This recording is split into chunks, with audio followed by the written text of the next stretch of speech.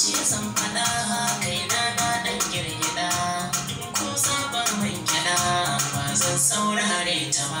Suna shi ke kan gaba a labari ba kamar sa ba.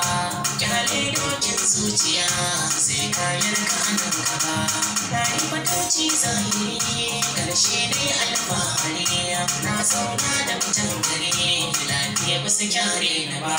Kuma mai malam za ka yi zaunan Allah za ka yi. Magautar sun shiga yanayi ba za su gano ƙarshen ka ba. Na yi abokai sansani ciki na sa'adan zamani. Wuri na su zama da ni ba sa so in bar su ba. Wasu cikinsu na yau gamo wuri na su na tsintumo. Harkokinsu na sallamo da na giya suka sani gaba. Na rike aiki na gaba waka ta yi mini marhaba. Ta kai murya ta gaban waɗanda ba za su guje ni ba. Allah zan yi godiya sarki na tilo daya. Ya sada ni da masoya wuri na suka je gaba. Ban mantawa bayan can inda waƙar sai a ce dan koyo ne ko a ce waƙar ban iya yin ta ba.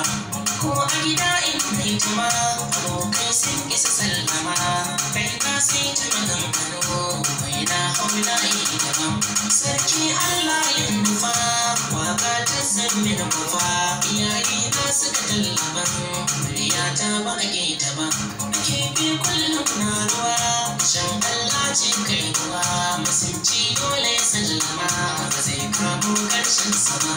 Mai sauraro ɗan tsaya ga labari zan biya. Mai hasada da makiya ba su da burin ci gaba.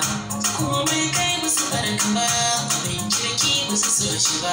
Sun bar hanyar ci gaba kai ne suka sanya gaba. Waka dai ni magani gari da gari an san da ni. Masoya na ji gari idan haka ba zan bar sa ba. Guri na masoyi zan tafi na san zai mini tallafi.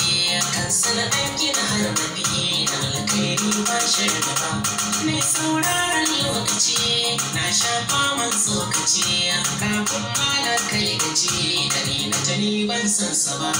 Nan zan saurara guji soya na karɓar gaji. Komai kwini da agaji